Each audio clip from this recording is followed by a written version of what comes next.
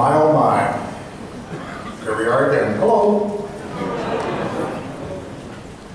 I have the rare privilege and the delight of introducing to you our next speaker. Very briefly, this will be a brief introduction because what I have to say is hardly as important as what you're about to hear. Some years ago, I spoke at Oxford University at the invitation of Professor Richard Dawkins. I got to stay at his home in Oxford. A beautiful home filled with carousel figures. For American audiences, we would mean merry-go-round figures of horses and all kinds of imaginary beasts. But there was nothing imaginary about the man himself. Now, this man does not require accolades of any kind. His work speaks for itself. And I will encourage you, rather than giving you details of Professor Dawkins' work, to go to the bookstand just outside and look over the books there, and please invest in those books, and you have invested in small gold mines. His title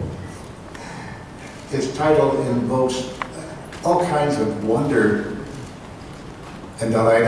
When I first heard it, I thought, what a wonderful idea. Oxford University has done it again. They made him a professor of the public understanding of science. Damn, is that good or what? Good idea.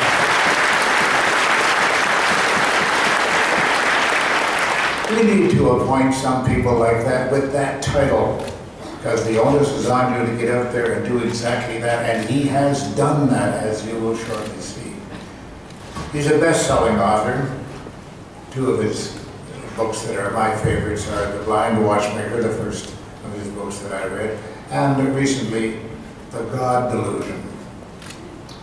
Wonderful. All of his books are just wonderful. He invented the term meme, M-E-M-E. Oh, what is that? I'm not about to tell you, but I ask you to refer to his books and find out for yourself, because in this kind of discovery, you will begin to understand more, not only about Richard Dawkins, but about the science that he represents. I admit that I am completely in awe of his erudition, his use of the English language particularly, and his precision of thought. Concerning one of his books, A Devil's Chaplain, pardon me, there's a provocative title for you, don't you think? Right there. The UK Sunday Times said, and I quote, "Dawkins' genius for snatching mind-boggling possibilities out of the air provides wonder." Oh, yes, ladies and gentlemen, end of quotation, pardon me.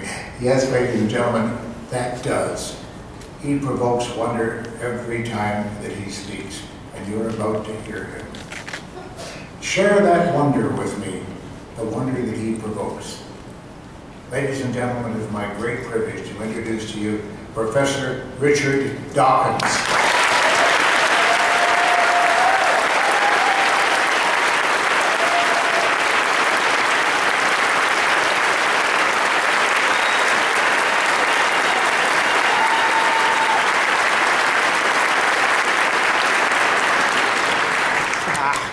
A wonderful introduction from a wonderful man. Thank you very much.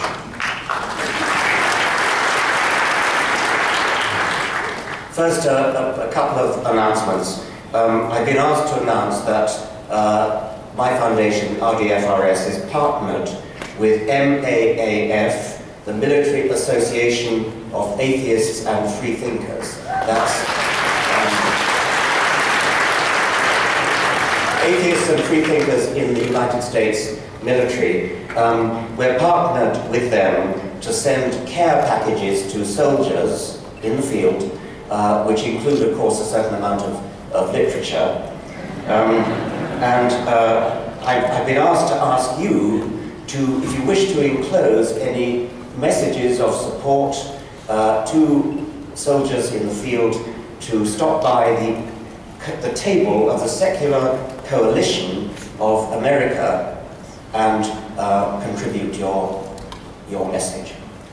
The other thing is that I am going to, in this talk, give a sneak preview of my next book, which is not to be published in this country, not to be published at all until this autumn, The Magic of Reality. It's a book for young people, for children and young adults. The publishers have given permission for me to give this sneak preview, but only on condition that it's not filmed, or at least if it is filmed, the film won't be shown until later. So I know that nowadays everybody has little movie cameras on their iPhones. I've been asked by the publishers to ask, if you did think of filming any part of this, please don't.